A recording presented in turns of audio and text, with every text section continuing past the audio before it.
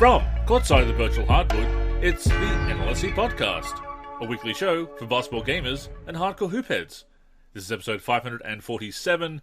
I'm Andrew in our forum, Andrew NLSC on X. Joining me as always, my co-host Derek, D3 in the forum, and D3G and D384 on X. Derek, we've been talking a lot about NBA 2K25 these past couple of months. We're obviously still going to be talking about that moving forward, but there are some other games in our rotation, including a rather groovy session we had before we started recording today. But as always, I'll throw it over to you to tip us off. So first we will discuss today's session on NBA Live 06 PC using an ABA mod that is in its beta phase, followed by a quick update on what we have been playing as it relates to NBA 2K25. Then we will discuss one of my favorite play styles, fantasy drafts, which will include strange or funny reasons we drafted players in the past. And lastly, I asked the community, with Woj retiring, it got me thinking, as it relates to your favorite team, what were the most memorable signings and or trades that you lived through? So Andrew, NBA Live 06 PC still holds up very well today. It's a lot of fun. We just had a session using an ABA mod that you are working on, which is in its beta phase. We used the Nets with Dr. J, John Williamson, and Brian Taylor versus the CPU Spurs, led by George Gervin, James Silas, and Billy Paltz. And for me, Andrew, to be honest, the ABA ball is what brought the mod together. It made the action feel authentic. Yeah, and that is actually an old mod that I made, which is basically taking the texture from the three-point shootout, the money ball, and renaming that file to make it the default basketball. Very simple mod there, but effective. And yeah, I'm quite pleased with how it's coming together. There's obviously a lot of polish left to go. Those two teams that we played with are the most complete. I'd like to put out a demo at some point. And look, to get the full effect, hopefully there's going to be a couple of people in the community that are willing to mod 06. We do have a couple of people who are still showing interest in modding that game, doing some retro modding for a classic release there. So hopefully we can get some help there and finish that mod and make it as polished and complete as it should be, and we want it to be. But yeah, so far so good. So, question. What made you think about doing this, and what made you want to do it? Did it have anything to do with the fact that NBA 2K25 announced a new era, and it was the Steph era, instead of an era representing the ABA or the merger? A little bit. Obviously, the 70s are a little bit before our time. We were not around in the 70s, but we both love NBA history, and the ABA is a fascinating part of basketball history that is not talked about enough, to be honest. Obviously, it was talked about in the videos and so forth that we watched growing up, the home videos, and we've watched documentaries and watched footage, etc., but it's kind of overlooked, I still think, the ABA. So I felt like, I want to delve into that history. I want to create this mod. Obviously, there's only 7 teams in the 1976 season. This is based on the final ABA season. Well, there were 9 teams, but 2 of them folded, ended up with 7 by the end of the year. So it's not a huge mod to make. 4 of the teams are obviously NBA teams, or they became NBA teams, so there is a lot of artwork in the game. And between the artwork that's in the game and the artwork that I've delved into my archives and found from other projects that I've gotten permission to use that art in historical projects before, so I'm going to take advantage of that, I thought, well, I've got these assets on hand. This is an interesting idea. It's kind of taking NBA Live 06 back to 76, so that's kind of a fun idea as well. NBA Live 06 PC is one of my all-time favorite games. I feel the best release on PC, one of the most moddable. So, yeah, given all of those reasons, why not? How about those steal mechanics, too? In NBA Live 06 PC, some of the steals I had with Brian Taylor and a couple of the rips I had with Irving that led to fast breaks, and then obviously his freestyle superstar jams. NBA Live 06 PC is still so fun today.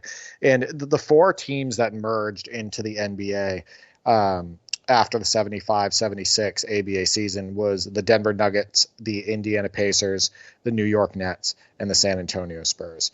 And in the game that we just played, where we controlled the Nets versus the CPU Spurs, Irving had a little over 30 points. He had 4 rebounds, 4 assists, and 4 steals. But Andrew, that doesn't even touch his amazing real-life ABA stats. People who are unaware of what he accomplished in the ABA would be absolutely floored at not only his accomplishments, but his stats. So he was a 2-time ABA champ, a 3-time ABA MVP. And this is only in 5 seasons, Andrew, from 1971 to 1976. And his highest scoring average in the ABA was 31.9 points, but he also averaged 29.3, 27.9, 27.4, and 27.3. In his rookie season in the ABA, where he played all 84 games, he averaged 15.7 rebounds per game. And in all 5 of his ABA seasons, he averaged over 10 rebounds per game.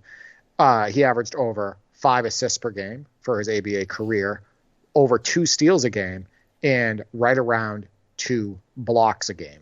And he was also shooting pretty well from three-point land. People need to remember that the ABA brought forward the three-point line far before the NBA adopted it.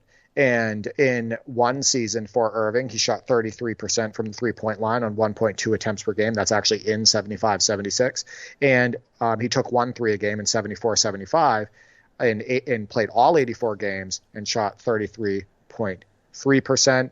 And he shot over 50% from the field in 3 of those ABA seasons. And so Andrew, his numbers in the ABA not only blew away his NBA numbers, but they are some of the best stats I have ever seen. And the thing is, he was still a tremendous NBA player, even though he did obviously come into the league a little bit older. So yeah, his ABA stats truly are fantastic. And indeed, when I adjusted his ratings to account for those ABA stats, he jumped up to 99 overall. He is Michael Jordan in the game. And that is not unreasonable because, remember, MJ was compared to Dr. J coming into the league, and for good reason. Dr. J is still one of the greatest of all time, even if you just took his NBA career into account. Just a tremendous player, and as we've said before, so many greats are overlooked when you just distill the GOAT debate down to 2 players. So many great players played in the ABA too. Yeah. It wasn't just the doctor. And there were a lot of people at the time who were stating that the ABA was a more exciting product. Doug Moe felt that way. The NBA. Yeah. And there's legends. There's so many Hall of Famers that, ended up coming into the NBA from the ABA, and, they're sitting in the Basketball Hall of Fame right now. So, yeah, I think that the ABA needs more light shined on it. I think that it would be great if NBA 2K at some point honored the ABA with its own era. They could even call it the merger era or something like that. But yeah, that session was a lot of fun. I think NBA Live 06 PC is a game that more people should try to play today because I think the mechanics are very sound. I think that there's a lot of authenticity there when using freestyle superstars. And yeah, I think that just the gameplay overall, it's a good time. And not too difficult to find on eBay and Amazon. You can find secondhand copies or indeed still some new copies around on those platforms. So definitely check that out if you want to get into some retro PC basketball gaming. Absolutely want to see the ABA get some more respect. This is, again, one of the reasons for making the mod. I'd love to see a merger era in NBA 2K. And it's funny because for years, as you probably recall, Derek, the code to unlock the ABA ball in NBA 2K was pay respect. That was the code every year to unlock the ABA ball. So we absolutely need to pay respect to the ABA. That merger probably saved the NBA in many ways and certainly made it more exciting. This is, again, a chapter of basketball history that needs to be given more recognition. So if I can play a small role in that, and certainly as far as our sessions, Derek, with my modding, I'm focusing on making the things that interest me, that I want to play with in the games that I want to play. So that way I'm not burning out. That way I can be passionate about a project. As far as this one goes, I mean, obviously, I want to get all the ABA stuff done right and make it as comprehensive as possible. Since there are only 7 teams, I've also toyed around with ideas of, putting in the 1976 Celtics so we can do the ABA champs versus the NBA champs, things like that, maybe a couple of retro ABA teams as well. But focusing on getting the 1976 teams right is definitely the priority. Yeah, and that makes perfect sense. And I think that getting a demo out there, getting a beta release out there, hopefully there will be people that will jump on board, even if it's just 1 or 2 to help with the mod. And I think that would be incredibly helpful for you. I also want to point something out as far as how strong the ABA was talent-wise. So 63 of the 84 ABA players from the 75-76 season entered the NBA at merger, and 10 were all-stars in the first season. Says it all. So 10 of those 63 that entered the NBA were all-stars in that first season. And here's some of the talent that was in the ABA at some point during its run. Julius Erving, Rick Barry, Artis Gilmore, George Gervin, Connie Hawkins, George McGinnis, Moses Malone, Spencer Haywood, Maurice Lucas, David Thompson, John Williamson, and just the list goes on. You got guys like Bobby Jones, guys like Larry Keenan and Billy Knight and Billy Pauls, etc. So just the list is long, and the ABA was loaded with talent. So Andrew, NBA 2K25, let's give a quick update on what we are doing with that game. The game has now been out for coming up on 3 weeks, and I've put in over 80 hours into it at this time. You want to talk about getting your money's worth, right? Yeah. 80 hours in 3 weeks. That is a lot of playtime. And I'll go over my update first. So these are the things we're doing on the game. My brother Nick and I have a legend season, which we do every year with the new game. And we're playing co-op versus the CPU on Hall of Fame. So the CPU is just all the regular current NBA teams, but on our team, we have some of the greatest retired legends of all time. So it's Michael Jordan, Magic Johnson, Kareem, Larry Bird, Wilt Chamberlain, the doctors on our team. So Julius Erving, we have Clyde Drexler on there. We have Kobe, Shaq, Hakeem Olajuwon, etc. So that's just a loose, fun season where we're trying to, get stats and make great highlights and beat down on the computer. And we're over 20 games into that season already, 12-minute quarters. And one of those highlights was in the top 10 this week. It was my brother using Jordan, crossing over and throwing it down on somebody in traffic. So that's been a blast. We're also playing WNBA seasons. Right now we have one WNBA season where we're using regular teams. So my brother Mark is using the Fever, Nick is using the Las Vegas Aces, and I'm using the Phoenix Mercury, and we're a few games into that season. And then we also have a fantasy draft season where we're all on the same team. So the WNBA is getting a lot of play at our house between the three of us. And the other thing that we've been doing is playing a ton of games and play now using the current teams. As you know, we're not fond of the My NBA Eras rosters because they're not made properly. No. I feel like there's a lot of disrespect there, a lot of rush jobs. The signatures are wrong all over the place. The players don't move the way they did in real life. So we've been playing with current teams and doing a lot of different matchups. Like one of the videos I recently uploaded was me using the Timberwolves, so Anthony Edwards, Karl Anthony Towns, etc., versus my brother using the Clippers with Kawhi Leonard and James Harden and whatnot. So you've been seeing a lot of those gameplay videos go up. So we've spent a lot of hours in play now. I think that the current teams, because of that authenticity, because of the integration of pro play, etc., I just think that those games are more fun and more realistic. So that's why we've been sticking with those current teams for play now. But yeah, that's what we've been doing with the game. What about you? Well, I'll admit that I've been spending a lot of time with 2K25 this week, mostly because I've been modding and putting together that demo version, that beta version of the mod. So I have been more modding than gaming this week. But I'm still, at the moment, playing Play Now games, trying to enjoy the My NBA eras, as foolish as that may sound, the eras rosters. I'm also waiting for some recommendations. ZCB44 in our Discord mentioned that there are a couple of great eras rosters across all of the eras, people already onto that. So I'm waiting for a few more recommendations of great eras rosters to check out and see if they've corrected some of those tendencies, some of those animations, ratings, etc., and obviously filled in the missing players as well. If I can get a great roster, I mean, look, I can make rosters, obviously, Derek. That is something I've been doing this week, but that is a lot of work. My hat is off to anybody who is working on those eras rosters. So ZCB and anybody else, if you've got some great recommendations for eras rosters, I would still love to jump into my NBA eras, but for the moment, it's just mostly being Play Now. I wish that I had the time and patience to edit this. Right. But truly editing them and making them accurate and making them fun, especially with the limitations with signature shot editing, and whatnot in NBA 2K25, that project is just a bear. Like, it's a big one, right? And honestly, I don't have the time or patience to work on that right now. So yeah, hopefully the community comes through with somebody with a little bit more time and somebody with knowledge of those eras. Hopefully they can come in and make some great rosters. Also, for the community, we would like to know what you're doing with NBA 2K25. So definitely, get in contact with us either on the forums, on Twitter, on the Discord, etc. We'd love to hear what you're doing with the newest release. And of course, a link to the Discord is in the description of the video on YouTube and in the forum and on the main site as well. Please join us in there. Please join us in the forum, as Derek said.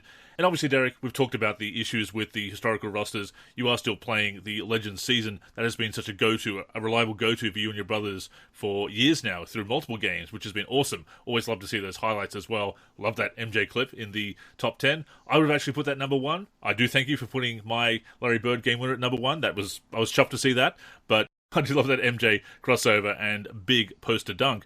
But do you find that the Legends are done well enough to play with, or do you make some adjustments just to the plays that you're using? Oh, trust me, we adjust those players. Makes sense. So it's a lot easier to edit 12 players on a team than, edit 30 teams or 27 teams or, yeah, exactly. Or, 300 players, etc. So we go in and we make sure that their ratings are adequate, as it relates to, how they shoot in the mid-range, how they shoot threes, their ball handling, their speed, all of that stuff, their defensive attributes. And, we go in and we adjust the tendencies. And trust me, there's a lot of things that we do need to adjust. We adjust the badges, all of that stuff. So we make it so those players feel as close to real life as possible on the virtual hardwood with those edits. But yeah, it's very easy for us to go in and just edit 12 players. I also want to point out that one of my favorite things to do, and I mentioned it on a recent show, is to go in and just create a Legends court and, create a Legends logo and create Legends jerseys. I just love that aspect of my NBA. And so, I use the community download section and I created a court and I created some very basic jerseys and, I used some existing Dornas based on community uploads, etc. And we were able to hit the ground running super fast on the first night with Legends. And that was just so much fun to do. And I have fun doing that every single year. I know that's not surprising that you have made some edits because you have so much fun with that. So yeah, that totally makes sense.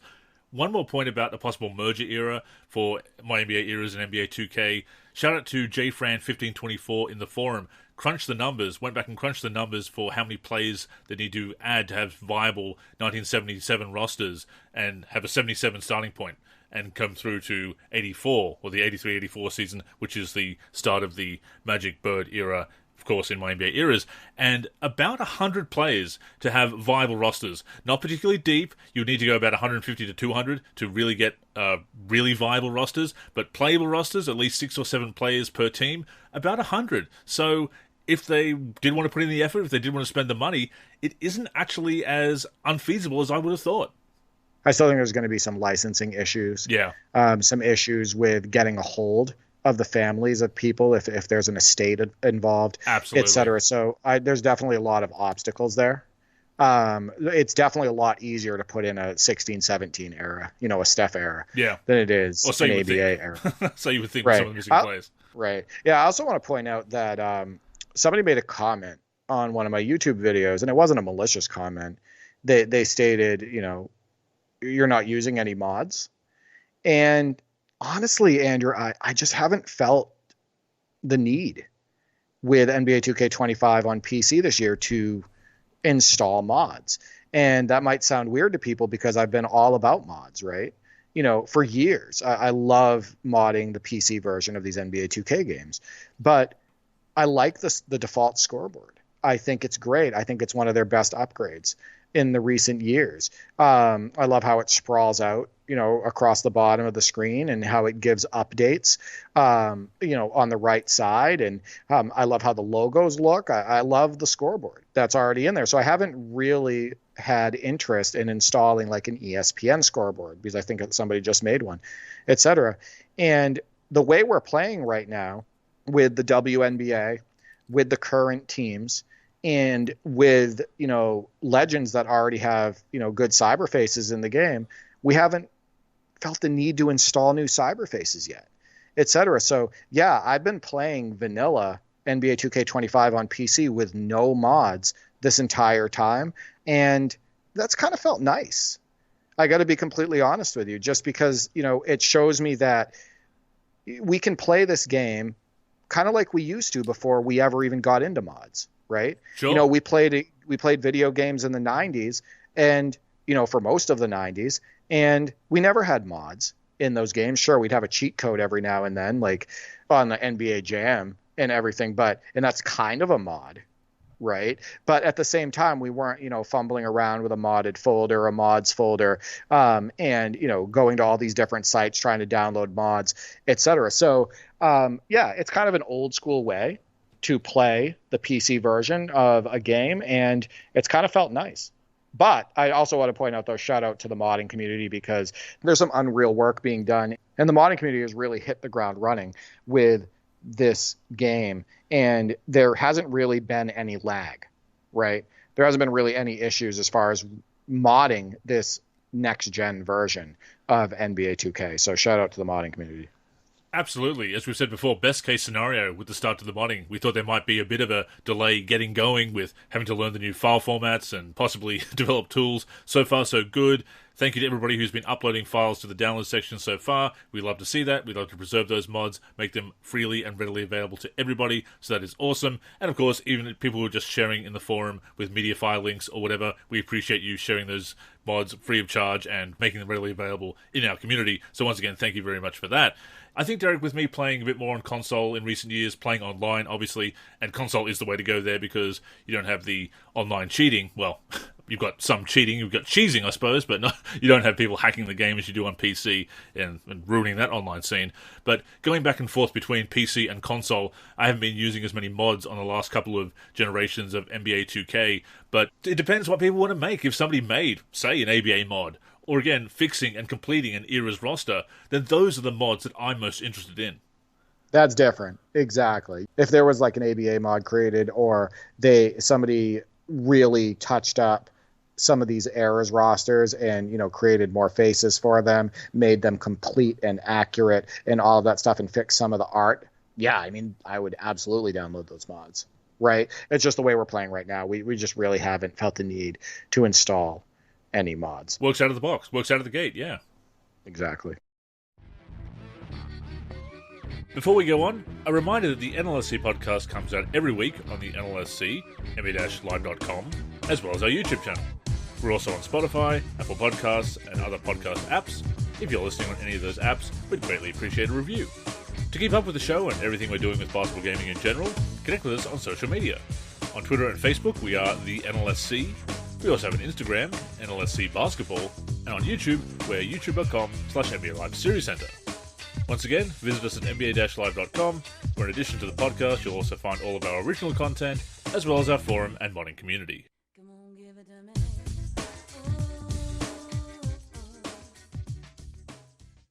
So, Andrew, for our next segment, I wanted to go over funny reasons we have drafted players in fantasy drafts. And I don't know if there's a funny story around you always drafting Mike Bibby, other than the fact that you just liked Mike Bibby at the time. But I was just curious. You've done fantasy drafts in the past. I've obviously done more of them over time, especially with my brothers.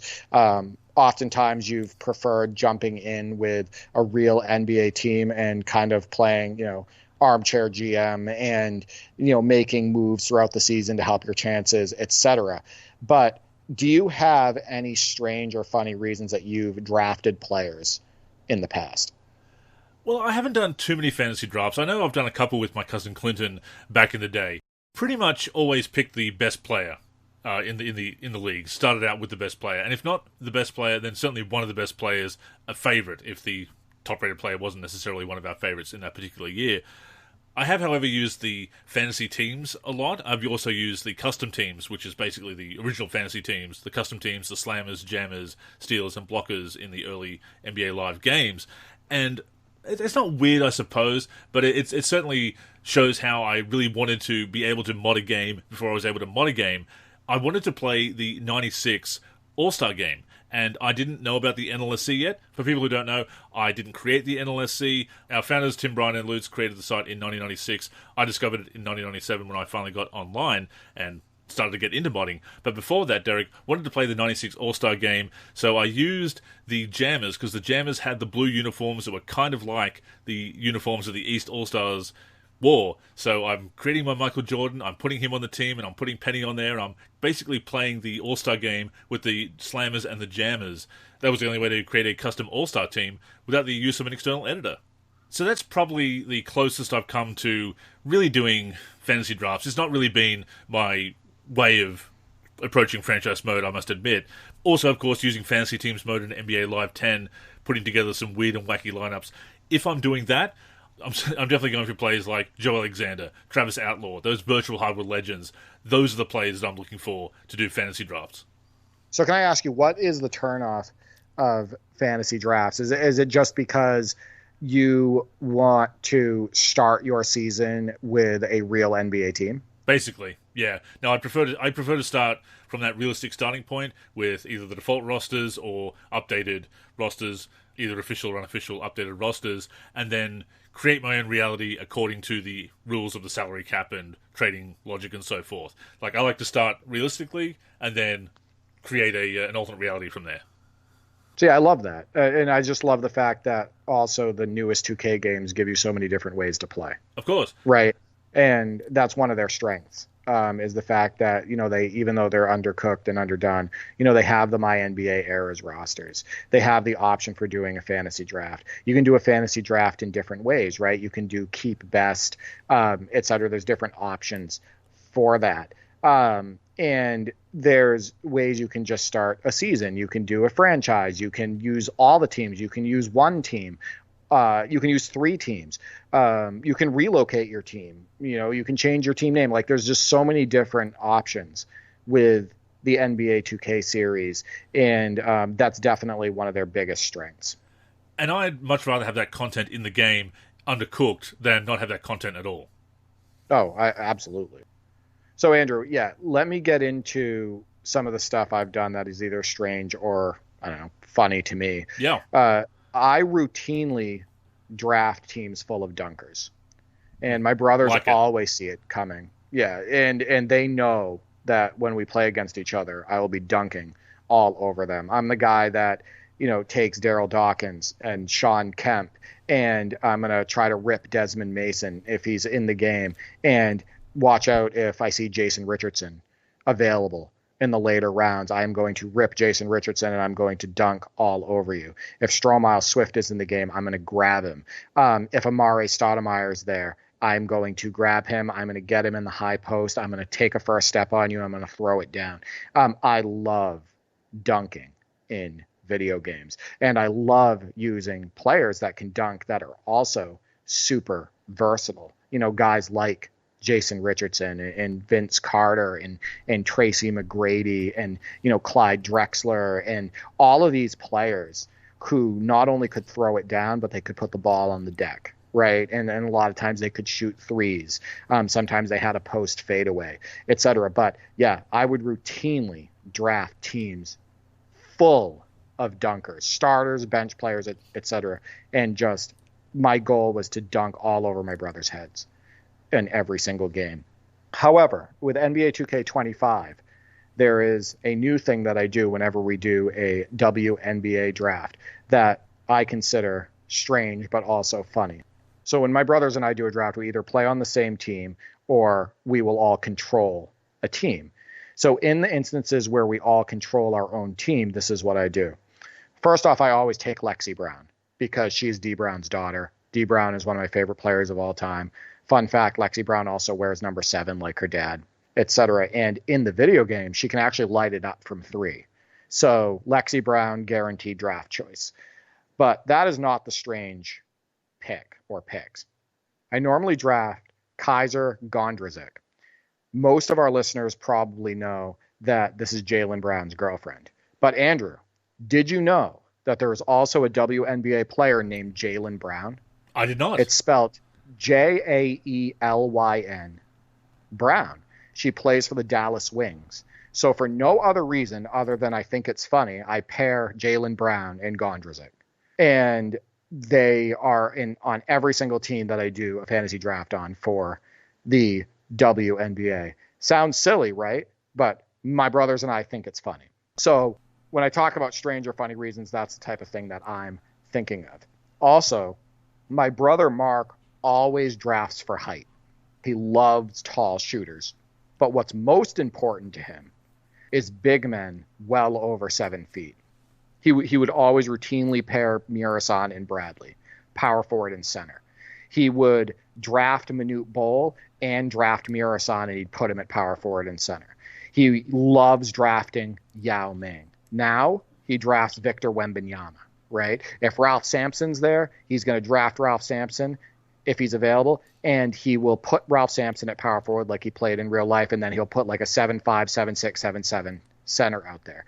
He loves having 6'10", 6'11" small forwards as well. He just loves height on the court. And playing against him in video games as a result is a nightmare sometimes because good luck attacking those guys at the hoop, right? He clogs the paint. He's blocking our shots. He's making us miss even with some of the best shooters. So that's one of Mark's strange things is he loves pairing the tallest players in the league on the court at the same time.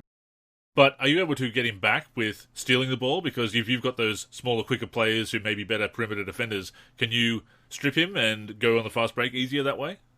Sometimes, but the thing is that he will not use those players with having them put the ball on the deck most of the time. What he'll do is he'll use opportunities to throw them lobs if they're right under the basket, or he will go up quick when he passes it to them to avoid us being able to get the steal. And there's also a lot of games in the past where it's not that easy to pick those guys' pockets. Of course. Right. Who's his ball handler, though? Who does he get to sort of handle the ball mostly? A big, or does he get... So his draft choices revolve around shooting threes most of the time. So a couple of his favorite picks at point guard are, Steve Nash. Oh, so he's still got a playmaker, yeah. Yeah, he'll still have a playmaker. It's not always 5 people super tall. He'll have Steph Curry sometimes if it's not Steve Nash. He loves also drafting Kyle Korver, and he will routinely hit 15, 23s a game against us with Kyle Korver. But it's more what he does with the small forward, power forward, and center positions. But he routinely just loads his team up with 2 things, height and 3-point shooting. But yeah, I'm interested in what the community has to say. If you want to comment on the YouTube video or on my post on Twitter, that would be great because I'd like to know, some funny reasons or strange reasons that you've drafted players in fantasy drafts. We do have a response from Royce on Facebook. Before I get to that, I love that approach. And this is something that goes back to what we said last week, and we've often said it, and we'll always say it, that basketball games, even sim games, especially sim games, are supposed to be fun. And you can approach it with a certain amount of realism. And like I say, I like to start the franchise modes with a real roster and then let a crazy scenario develop as the CPU trades players, and I try to play armchair GM. But beyond that, just getting on the virtual hardwood and messing around and putting a crazy team together, it doesn't always have to be serious business. It doesn't always have to be the best competitive player in the world. It's just having fun with a basketball game. Yeah, exactly. Fantasy drafts are supposed to be wacky. Yeah. Right? That's the point. Fantasy drafts are pairing players that, most of the time have never played together in real life. Sometimes those pieces don't fit, especially on the teams that the computer drafts, correct? And sometimes the personalities would never mesh in real life, but you can make them mesh on the video game. So yeah, most fantasy drafts are just loose, clean fun, and that's why we love them. It's my team without the microtransactions, quite frankly. Well, that's kind of what my brother and my Legends season is too, if you really think about it. Where getting, in my team, your goal is to get some of the greatest players of all time, or players that you want to use together. Absolutely, right? And you yeah. get them either through packs, or you get them on the auction house, etc. And then you play like a mode like Domination, where you're using all of those players versus regular teams. So what my brother and I do with Legends is very similar, but it's actually harder in a way, because we're playing it on Hall of Fame, right? And we play it on Hall of Fame every single year. So it gives us a little bit of a challenge, even though we stack the deck against the CPU. But yeah, even that Legend season, that idea is kind of similar to my team. And we have fun with it. And you mentioned the CPU picking players, and I recall some of the early fantasy drafts in NBA Live, the logic definitely wasn't there. It wasn't there in the franchise mode either. When the CPU started making trades of its own, it would often make trades or fantasy draft picks and end up with a team full of small forwards or a team full of centers. It just would pick players that were high rated and not really pick according to position. That was something that had to be cleaned up. And those are the things that we noted as hardcore hoop heads and dedicated sim basketball gamers back in the day. Hey, it's fun when we want to do it ourselves, but the CPU probably shouldn't be putting together a team that it can't play with. Yeah, but that kind of makes the matchups fun when you're like, a lot of times what happens is my brothers and I will play like a co-op season versus the CPU in a fantasy draft. So we'll draft our team and then the CPU drafts the rest. And there's some wild and wacky combinations they put together, and it makes those matchups super interesting. And then we also do fantasy drafts where we all control a team, and then we're each other's opponents. So we're using those CPU drafted teams against each other, and that's created countless virtual hardwood legends in our house. So there's a lot of benefits actually to the CPU controlling much of the draft. Oh, it can because work.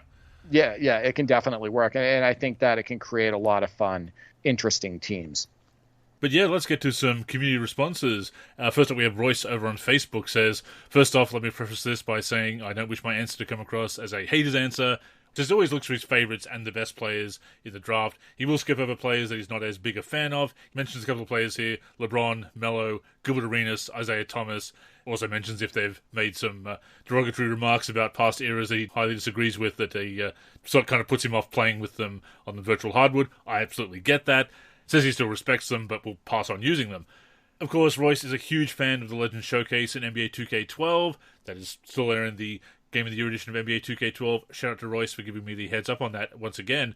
Mentions picking players like Dan Marley, Kevin Willis, Sam Perkins, Horace Grant, Dennis Rodman, Moses Malone, etc. So, yeah, once again, opting for favourites more than weird picks. But yeah, I certainly can relate to that. I do pick my virtual hardwood legends, some of the meme players, I suppose, and whether they're popular meme players or just my own personal favourites or private jokes between myself and my cousin Clinton. We always used to get Gary Grant in a lot of franchise games, actually, Derek. He was often the player that we'd put all the accessories on, so he was kind of the player wearing all the wacky accessories we could possibly assign at the end of the bench, bring him on at the end of the game in a blowout, and he's wearing all the accessories. So, yeah, once again, it's whatever is fun for you.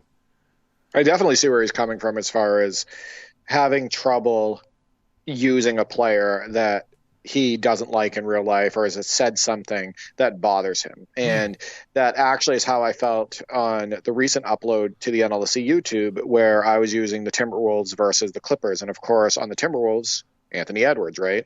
He's the most fun player to use on that team. He has explosive dunks. He has an awesome pro play package, etc. But he made that recent comment about Jordan's era and talking about how nobody had skill but Jordan, etc. So it was super off-putting for me, and it was actually kind of hard for me to use him in that game as a result. But I felt like I used him to his real-life counterpart, and I thought the highlights came out well, so I uploaded that video. But yeah, using Anthony Edwards for me in a video game is not the same as it was before he made those comments, right? So I definitely understand where he's coming from there. Can be more fun to go against him, though. Yeah, I mean, I'm going to want to beat up on him, right? Exactly, if I go against him at any point. We had one response on X as well. Roger Ward stated, at Nate Stasho, so the other Live 01 legend, likes to draft the tallest guys in certain NBA Live games to give him an edge. That's what my brother Mark did as well. We also did a fantasy draft in Live 2001 using a pool of guys who had legal issues, which is, we've actually done that as well. And my brother Nick gravitates to those players because he thinks it's funny to talk about them while he's using them on the court. Nate will also always draft ZZ Wang in 04 and 05, so Live 2004 and Live 05 drafts, because he can score 30 with him every game somehow. So ZZ Wang is a virtual hardwood legend in my house. My brother Mark always drafts ZZ Wang, and he would always light it up with him from the 3-point line, and he was super dominant inside. And just like Roger stated there, it would not be uncommon for a ZZ Wang to score 30 points a game, sometimes 40. I think my brother Mark has had 60 points with him before. And of course, the advantage for ZZ Wang is the fact that he is a super tall shooter. He's a center. And in some of those NBA Live games, it's like they can't see the defender. They can just shoot over the defender and hit it the majority of the time. So, yeah, virtual hardwood legend. Of course, and I'm also flashing back to that game winner by Matt Bullard.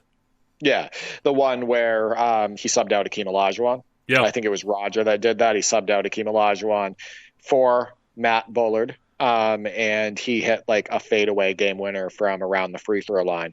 Yeah, I mean, that was a good sub in a video game, but an absolutely horrible idea in real life.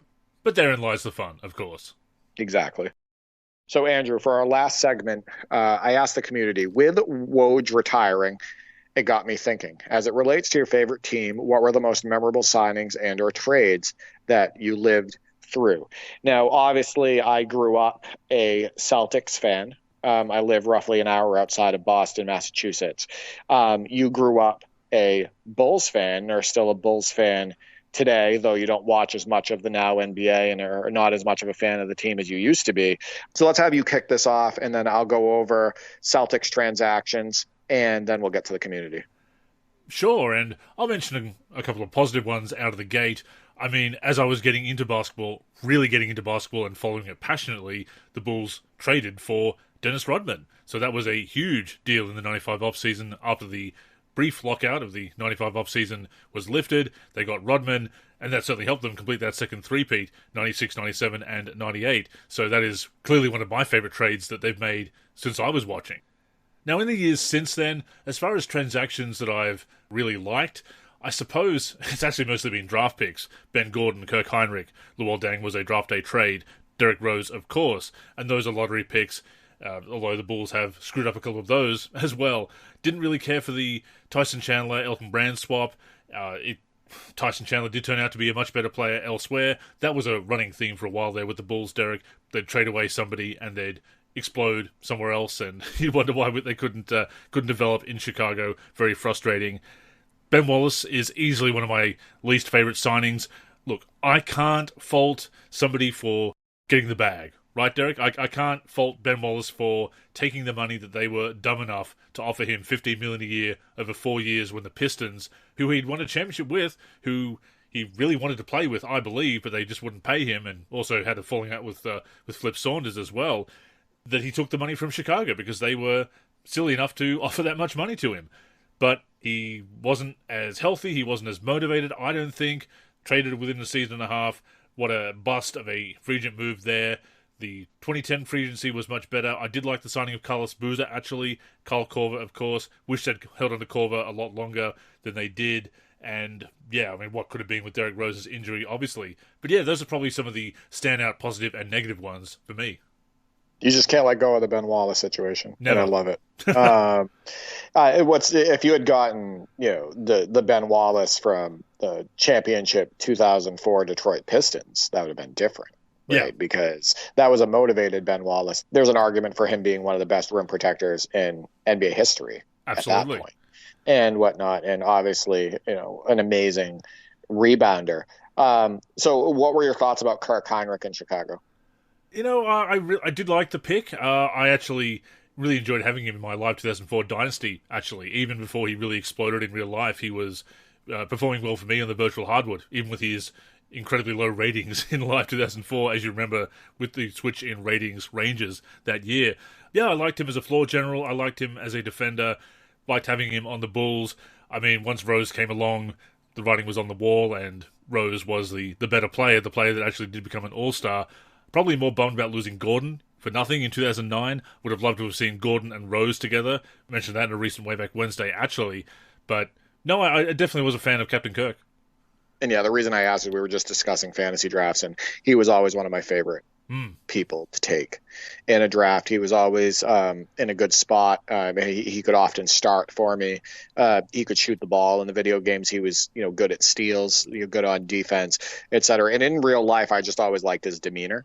I always thought he was like a true leader. Yeah, level-headed. So, yeah, I think that's Captain Kirk. Like he was a good one. He was a good player. So, Andrew, for me, Boston Celtics, most memorable transactions in my lifetime. 94-95 season, we signed Dominique Wilkins. Ah, yes. And we didn't get the Dominique Wilkins we were expecting. But when it was announced that we signed Dominique Wilkins, it was a huge deal in my house. I mean, it's Neek. It's the human highlight film. Right. And he had just come off of a brief stint with the Clippers after being traded from the Hawks, where he was averaging close to 30 points per game. Right. I believe he averaged about 29 there with the Clippers.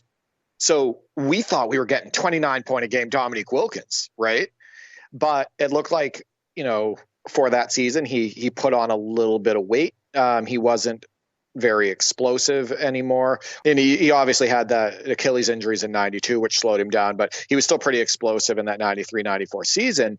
But we weren't getting that high-flying Neek. I think he averaged about 17 points a game. At one point in the season, he fell out with Coach Chris Ford and even got benched. He was coming off the bench for a few games and whatnot. You weren't seeing the loud put-back dunks from him. You weren't seeing the explosive Dominique Wilkins. This was basically jump shot Neek. Yep. Let's put it that way. And what's funny is he ended up turning back the clock a bit when he signed with the Spurs in 96-97, the season where David Robinson missed the majority of the season. And he was doing the stuff I wish he had done in 94-95 with the Celtics. He was, loud put back dunks. He was getting to the lane and throwing it down on people. He was more than just jump shot Neek. But that was a monumental thing at the time. Like it was a big deal when the Celtics signed him. And of course, we did make the playoffs that season and took a game from the Orlando Magic in the first round, but we ended up losing that series. So the next one is when Rick Pitino coached the Celtics. It was a big deal. I mean, we were fresh off of a terrible season with Coach ML Carr at the helm where they tanked, right? And we went 15-67 in the 96-97 season. And here comes Rick Pitino, the amazing college coach, former coach of the Knicks, where he had success. And, he's going to be the savior of the Boston Celtics. He's going to make us play Rick Pitino basketball. And the glory days are going to be back and all of that stuff. Obviously, that didn't pan out, Andrew, right? But the Rick Pitino coach signing was a huge deal. The next one is when KG and Ray Allen joined Pierce in Boston, obviously for the 07-08 season. And just to let everybody know, it wasn't just KG and Ray Allen joining the Celtics. It was a complete shift for the franchise and what we knew from the season before. There were so many players involved in these trades. So on June 28th, 2007, the Sonics traded Ray Allen and Glenn Davis, who was the 35th overall pick in the 2007 NBA draft, to the Celtics in exchange for Delonte West, Wally Zerbiak, and the 5th overall pick, which ended up being Jeff Green. So there's 3 players right there.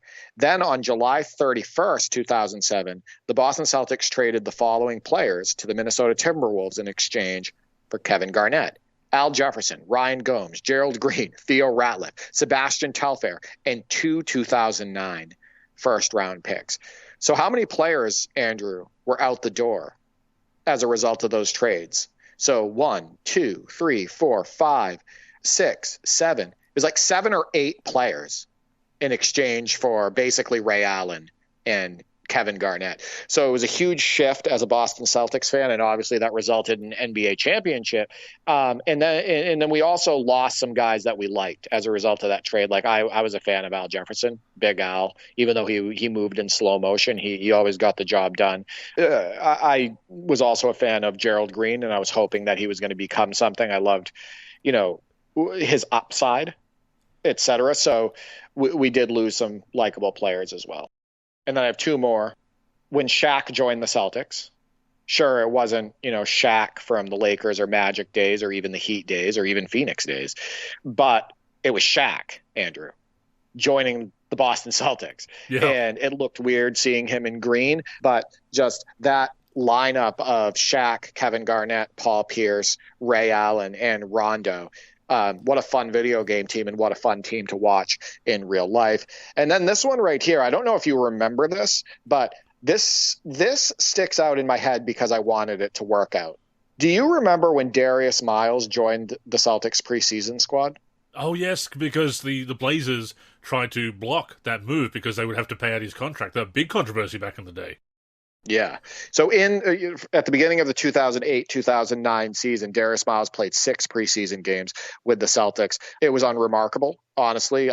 We never missed games at that time. And, we watched him during the preseason, and he definitely had lost a lot of his explosiveness. He, once again, kind of like I was talking about with Neek, he kind of turned into jump shot Darius Miles. And Darius Miles never had that great of a jump shot, Andrew. So he had definitely lost a step. But, Darius Miles, I wanted that to work out. And I was hoping we were going to get an explosive Darius Miles, and we did not.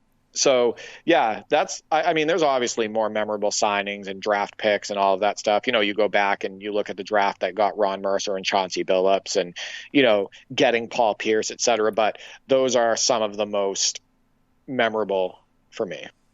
Oh, makes sense. I'm just surprised that you didn't mention Mike Sweetney in the offseason. I said this on a prior show. Mike Sweetney is the widest player I have ever seen on a basketball court. I went to a preseason game where he was trying to make the roster, and he checked into the game, Andrew, and I swear to God, he took up both sides of the paint. I have never seen a bigger man on a basketball court. And I want to say something, though. The fact that he moved the way he did at that size, I still think that that's superhuman.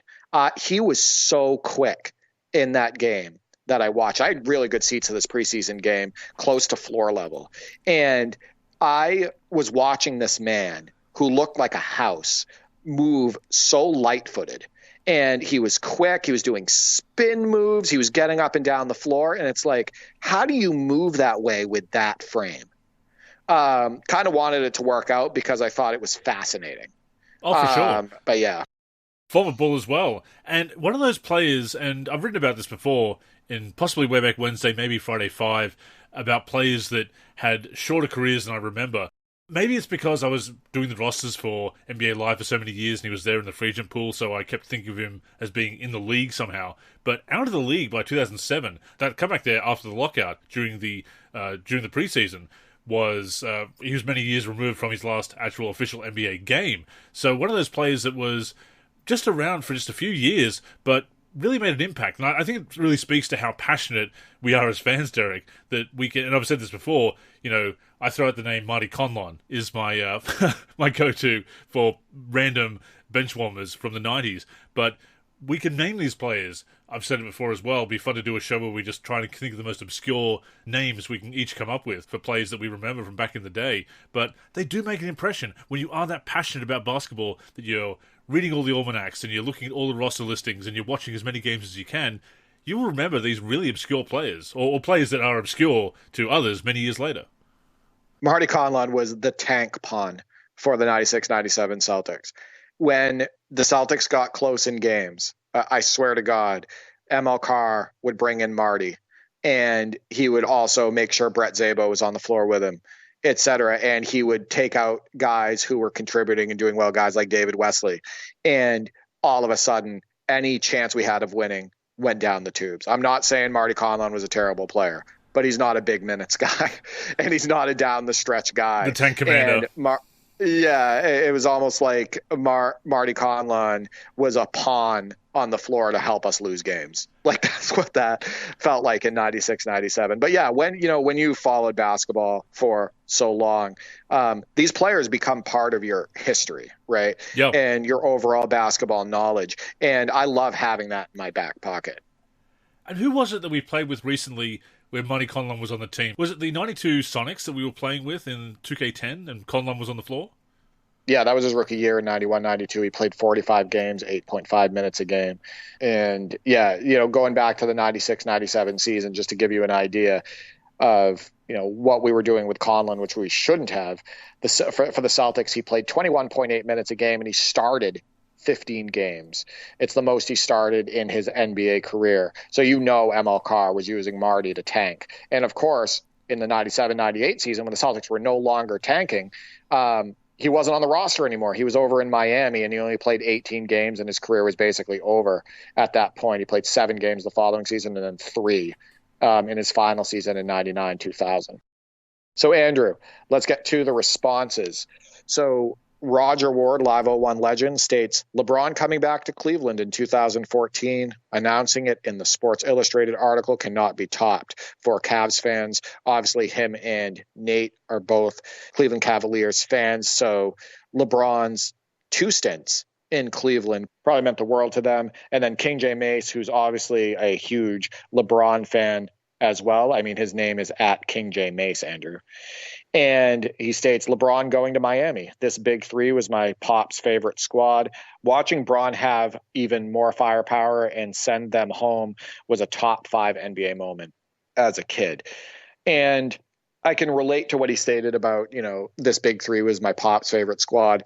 My father's favorite team was the Boston Celtics. And obviously that spearheaded my love for the Celtics, right? Because we were watching every Boston Celtics game that came on TV. We ended up knowing the players better as a result. We were using them in video games, etc. So I see where he's coming from there. And of course, not to harp on a point about the good old days, obviously, but when players weren't moving around as much, or at least your core players weren't being broken up, moving around as much, and certainly stars were spending at least between 5 and 10 years for a team, that really was the face of the team. You really got to know the team's identity. Yeah, exactly. Like when you think of the Hawks in the 80s and the early 90s, what do you think of? You think of Dominique Wilkins and Kevin Willis, right?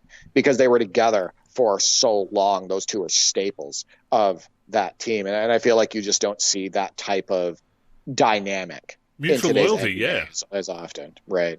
So Teddy Bear the Gamer states, this one was a heartbreaker. Chris Paul to the Lakers, then it got crushed to pieces. I didn't know Teddy Bear the Gamer was a Lakers fan. I think that's what he's saying there because I stated your favorite team.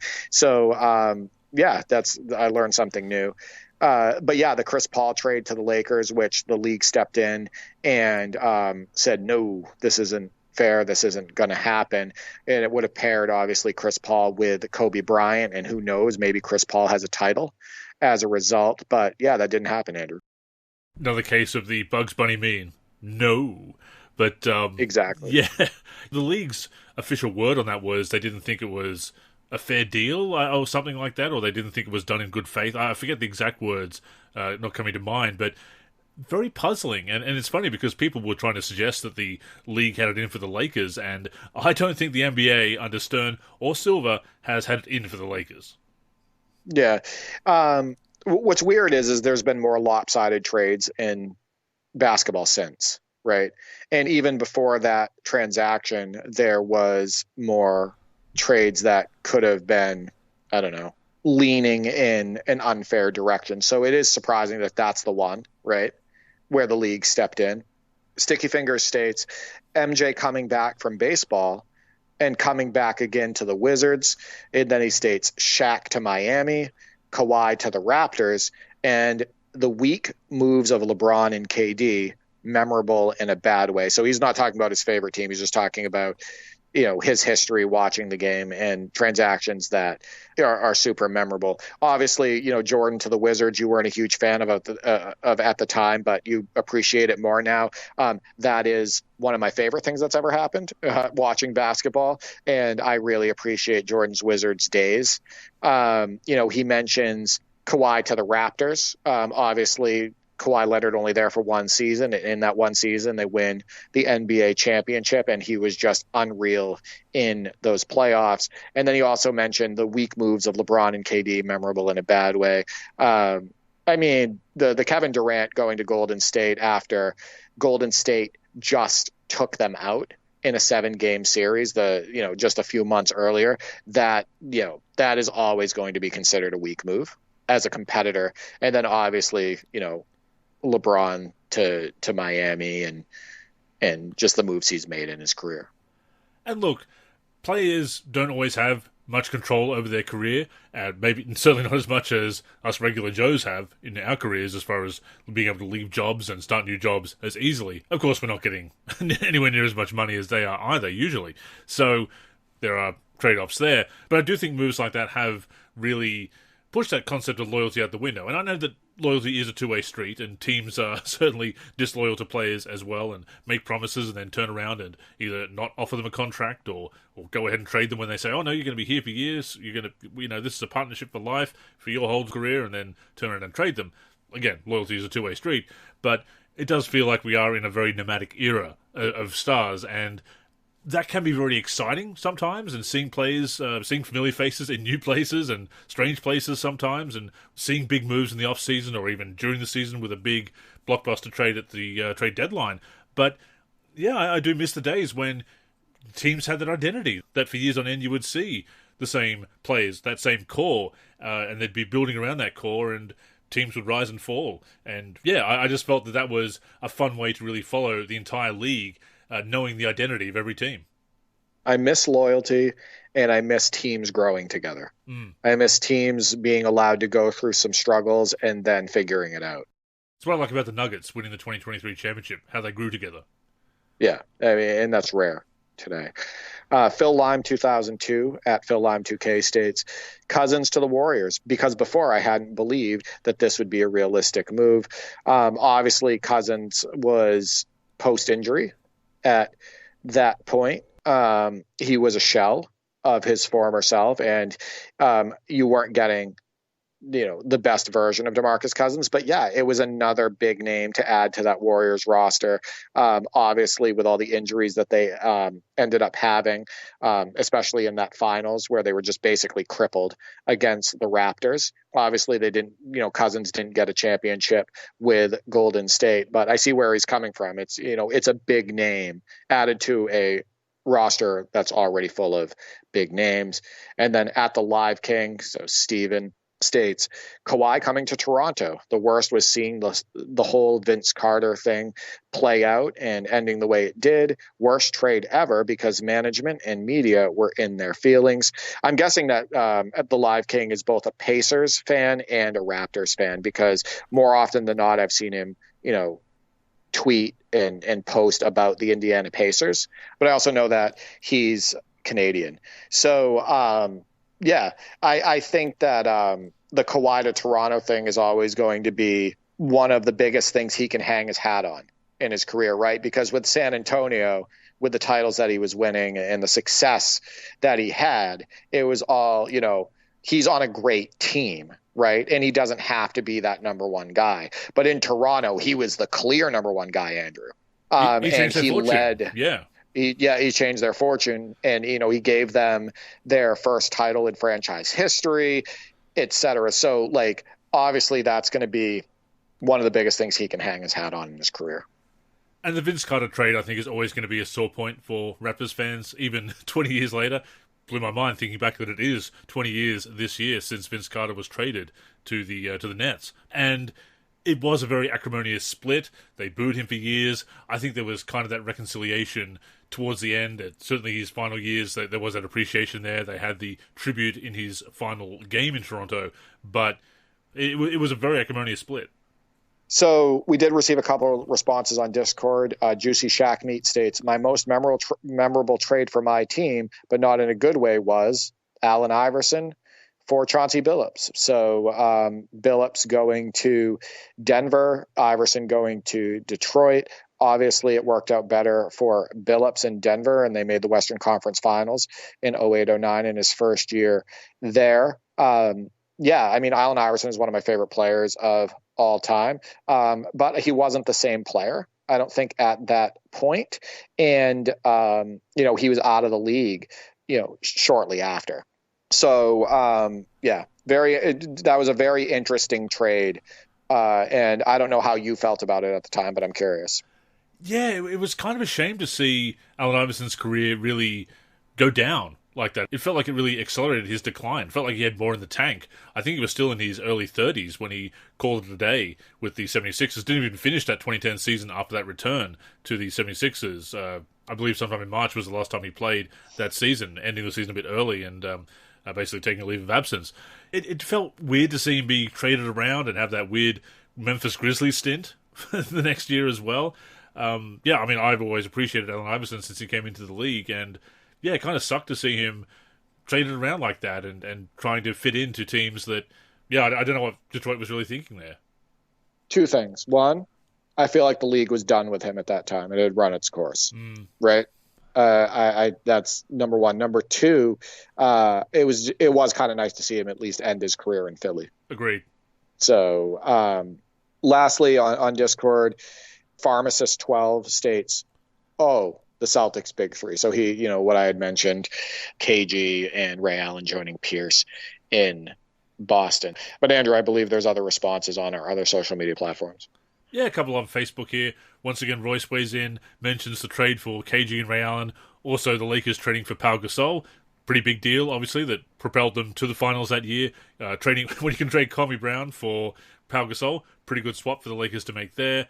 Mentions the Rodman trade that I did. Big deal for the Bulls as well. Miami trading for Shaq and signing Alonzo Mourning. So having that 1-2 punch in the middle of Shaq and Mourning. Also getting Jason Williams and Gary Payton as a 1-2 punch at point guard. And on the subject of the 2004 offseason, Ron mentions Shaq to Miami and T-Mac to Houston. Shaq we just mentioned. T-Mac to Houston, the swap for Francis. At the time, maybe one of the fairest blockbusters on paper. Two big stars going both ways. But did work out a bit better for T-Mac. Yeah, this Houston stint was relatively short. And, for the 5.5 seasons that he played, listen to this, 05-06, he only played 47 games. He played 71 in 06-07, 66 in 07-08, 35 in 08-09, and then 6 in 09-10. So he wasn't healthy for the majority of his Houston stint. I believe he is another victim of the knee procedure that has since been discontinued. Yeah, microfracture surgery. It's the same surgery that basically ended Penny Hardaway's explosive days. It really hurt his career. And Chris Webber, Andrew, as well. He was never the same after that microfracture surgery. And for the most part, I believe that it's a discontinued procedure, but I did look into it, and it's still being done in some places. It's just not as common. And one last response from Kieran here says, as a Wolves fan, the Garnett trade to Boston was the biggest as it signaled the end of the franchise's best era to date, and we knew we'd be in for a few years of pain. So he's on the other side of the KG swap there. So yeah, even in KG's last season with Minnesota, where obviously he put up great numbers, 22.4 points, 12.8 rebounds, 4.1 assists, 1.7 blocks, and 1.2 steals. That team was in shambles. I mean, they didn't do a good job of building around KG. His second leading scorer on that team was Ricky Davis, and then it was Mark Blunt. And they went 32-50. They were coached by Dwayne Casey that year. So yeah, trading KG only made them worse. They were 22-60 in 07-08, 24-58 in 08-09, 15-67 in 09-10, the same record as the 96-97 Celtics, 17-65 in 10-11, 26-40 in 11-12 in that lockout shortened season, 31-51 in 12-13, 40-42, still a losing record, didn't make the playoffs, in 13-14. And then Andrew, 14-15, 16-66. These are a lot of bad years for Timberwolves fans. Yeah. This is crazy. 29 and 53 and 15-16, 16-17. They were 31 and 51. They didn't have a winning season again until 17-18, where they went 47 and 35 and got bounced in 5 games in the first round to the Houston Rockets. And on that team, their leading scorer was actually Jimmy Butler, 22.2 points, Andrew Wiggins, 17.7 points, and Karl Anthony Towns averaged 21.3. But they actually had a decent-looking team there. But, man, for a Minnesota Timberwolves fan, I'm sorry. That is a really long, over-decade stretch of losing. Yeah, and I've said it before that I admire fans of those teams that have had some very rough years, indeed decades, whole eras, couple of eras of not making the playoffs and struggling and not just being a low seed, slightly missing out of the playoffs, just being right there in the lottery year after year. And look, the Bulls have had some tough years since the last championship, but the point is that I jumped on the bandwagon when they were the top of the league in the 90s, or rising back up to the top after MJ came back, and they won those 3 championships. Whatever happens from here on out, Derek, I mean, obviously, I'd love to see the Bulls get back to the promised land and win 7 and 8, 9, and as many titles as they possibly can if they can ever get back there. But I have had that experience of seeing my favorite team win championships 3 in a row. The only other fans that can say that over the past 25 years or so are Lakers fans, and that's if they were around for the three-peat in the early 2000s at the turn of the millennium. So I've had it pretty good, at the start of my basketball fandom, obviously, but that has given me so many great memories to tide me over through the bad times. I admire the loyalty of people who don't bandwagon. They continue to follow those teams through thick and thin and say, look, I know they're not going to be the best. I know this is a tough era right now, but this is my team. I definitely appreciate that. Maybe I'm a weirdo because I love the Celtics struggling seasons. I don't know, like seeing a guy like Yeri Welch thrown into the starting lineup to see what he could do, right? Ricky Davis with his headband and his fro, trying to, put together some performances to help us win. Like seeing guys like Andrew DeClerc, hustle for rebounds and hustle for every basket that he gets, et cetera. I don't know what it is, but some of my most memorable and most fond seasons, watching the Celtics was when they were struggling. I just think it's the battle, right, that I really enjoy, and the competitive nature of those players. And, when you get a win, it's like this huge thing, right? As opposed to in 07-08 when, the Celtics had the big 3 and whatnot, and they would get a win. It would be like, well, that was expected, right? Yeah. We expected to win that game. So yeah, I for some reason with the Celtics, I just have a lot of, fond memories of their struggling seasons. Well, it's easy to be a fan of a team when they're winning. Again, it's when you continue to be a fan of a team when they're struggling, when they are rebuilding. That's that is a sign of a true fan, if you will. Not a gatekeeper, obviously, but that certainly is a sign of a passionate fan. And you do appreciate the wins, as you say. You appreciate when they do get back to being able to contend and compete. So yeah, the Celtics had the biggest turnaround, I believe, from 2007 to 2008 in league history, certainly at the time. And that must have been pretty exciting to go from an underdog year like that to a championship. It was great, but I enjoyed all those Celtics seasons. So yeah, those are some of our favourite transactions and memories of teams, underdogs, or otherwise. Thank you for sharing your memories with us as well. Always great to hear from the community, Derek.